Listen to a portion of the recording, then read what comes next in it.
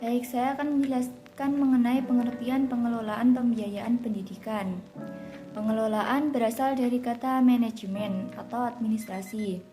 Manajemen berasal dari kata to manage yang berarti mengatur, mengurus, atau mengelola. Sehingga manajemen diartikan sebagai proses untuk mencapai tujuan organisasi dengan melakukan kegiatan dari 4 fungsi utama, yaitu merencanakan, mengorganisasi, memimpin, dan mengendalikan. Kemudian pembiayaan. Pembiayaan dapat didefinisikan sebagai kemampuan interval sistem pendidikan untuk mengelola dana pendidikan dengan efisien. Pembiayaan muncul sebagai input yang digunakan untuk setiap kegiatan pendidikan. Tidak hanya terkait dengan mengetahui ataupun menganalisa sumber dana, melainkan juga bagaimana cara penggunaan dana yang efektif dan efisien. Maka dapat didefinisikan bahwa manajemen atau pengelolaan pembiayaan pendidikan ialah segenap kegiatan yang berkenaan dengan penataan sumber, penggunaan, dan pertanggungjawaban dana pendidikan di sekolah atau lembaga pendidikan. Keuangan dan pembiayaan merupakan salah satu sumber daya yang secara langsung menunjang efektivitas dan efisiensi pengelolaan pendidikan. Dalam pengimplementasiannya, sangat menuntut kemampuan untuk merencanakan, melaksanakan, dan mengevaluasi serta mempertanggungjawabkan pengelolaan dana secara transparan kepada masyarakat dan pemerintah. Baik, selanjutnya yaitu prinsip-prinsip pengelolaan pembiayaan pendidikan. Yang pertama yaitu prinsip keadilan.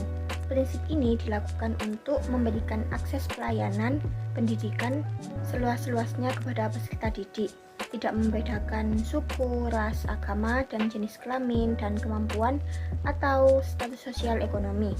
Yang kedua yaitu prinsip efisiensi. Prinsip ini dilakukan untuk mengoptimalkan akses, mutu, relevansi, dan daya saing pelayanan pendidikan. Yang ketiga yaitu prinsip transparansi.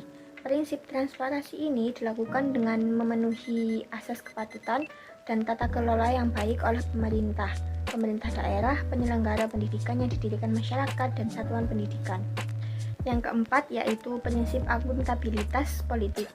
Prinsip ini dilakukan dengan pertanggungjawaban atas kegiatan yang dijalankan oleh penyelenggara atau satuan pendidikan. Yang terakhir yaitu prinsip efektivitas. Prinsip ini diartikan sebagai pencapaian tujuan yang telah ditetapkan. Manajemen keuangan memenuhi prinsip efektivitas apabila kegiatan yang dilakukan dapat mengatur keuangan untuk membiayai aktivitas dalam rangka mencapai tujuan lembaga yang bersangkutan dan kualitatifnya sesuai dengan rencana yang telah ditetapkan. Baik, selanjutnya yaitu fungsi dan manfaat pengelolaan pembiayaan pendidikan.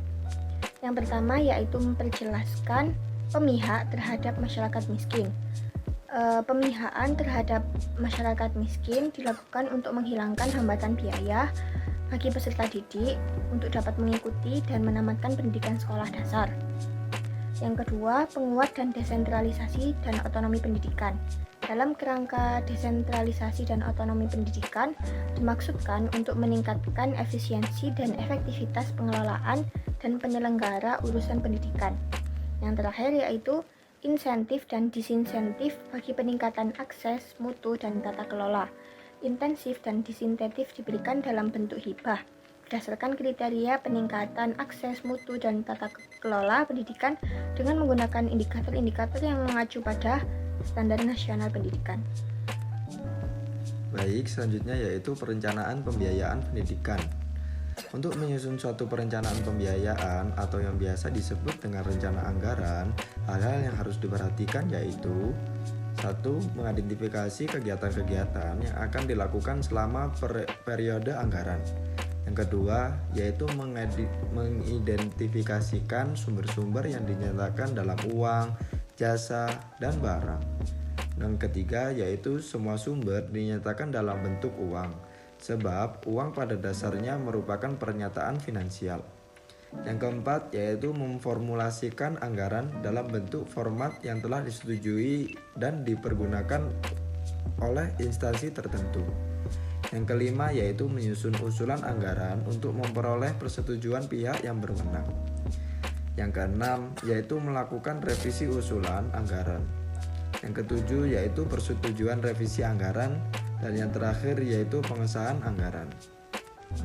Baik, selanjutnya yaitu pelaksanaan pembiayaan pendidikan.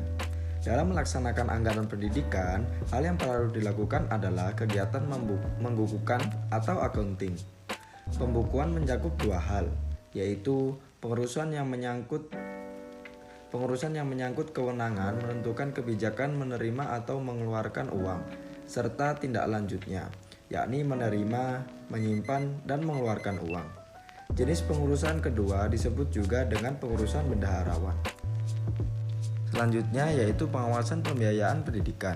Kegiatan pengawasan dikenal dengan istilah auditing, yaitu kegiatan yang berkenan dengan kegiatan pertanggungjawaban penerimaan, penyimpanan, dan pembayaran atau penyerahan uang yang dilakukan bendaharawan kepada pihak-pihak yang berwenang. Menurut Nanang Fatah, pengawasan pembiayaan pendidikan bertujuan untuk mengukur, membandingkan, menilai alokasi biaya, dan tingkat penggunaannya.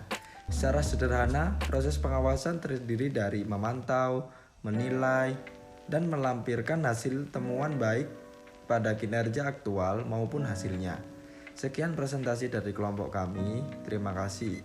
Wassalamualaikum warahmatullahi wabarakatuh.